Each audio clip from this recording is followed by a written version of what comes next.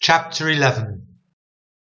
And it came to pass, when Jabin king of Hazor had heard those things, that he sent to Jobab king of Madon, and to the king of Shimron, and to the king of Akshaph, and to the kings that were on the north of the mountains, and of the plains south of Cinneroth, and in the valley, and in the borders of Dor on the west, and to the Canaanite on the east and on the west, and to the Amorite, and the Hittite, and the Perizzite, and the Jebusite in the mountains, and to the Hivite under Hermon in the land of Mizpeh.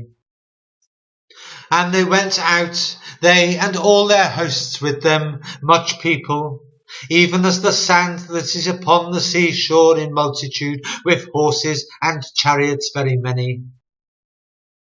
And when all these kings were met together, they came and pitched together at the waters of Merom to fight against Israel.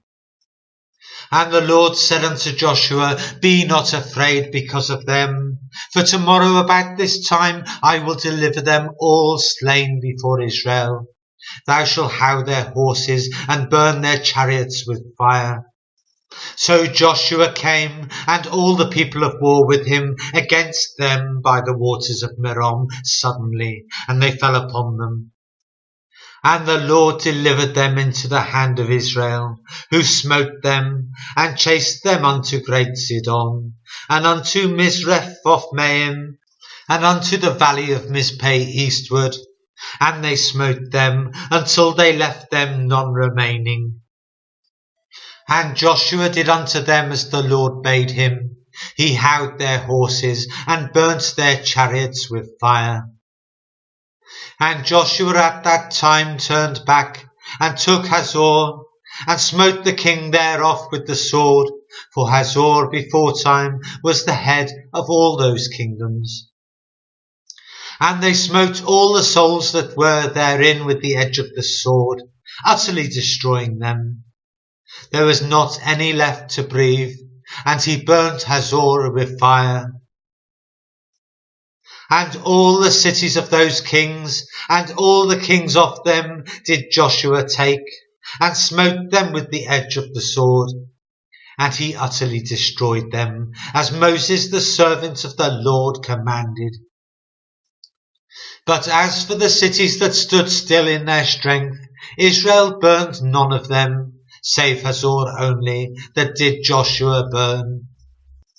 And all the spoil of these cities, and the cattle, the children of Israel took for a prey unto themselves. But every man they smote with the edge of the sword, until they had destroyed them, neither left they any to breathe. As the Lord commanded Moses his servant, so did Moses command Joshua, and so did Joshua. He left nothing undone of all that the Lord commanded Moses. So Joshua took all that land, the hills, and all the south country, and all the land of Goshen, and the valley, and the plain, and the mountain of Israel, and the valley of the same.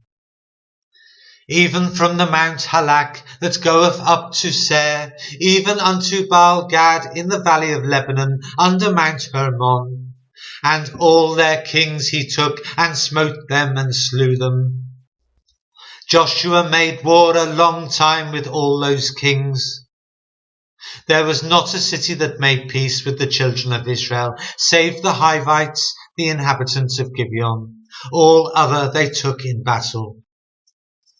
For it was of the Lord to harden their hearts, that they should come against Israel in battle, that he might destroy them utterly, and that they might have no favour, but that he might destroy them as the Lord commanded Moses. And at that time came Joshua, and cut off the Anakims from the mountains, from Hebron, from Debir, from Anab, and from all the mountains of Judah, and from all the mountains of Israel. Joshua destroyed them utterly with their cities. There was none of the Anakims left in the land of the children of Israel. Only in Gaza, in Gath, and in Ashdod there remained. So Joshua took the whole land, according to all that the Lord said unto Moses.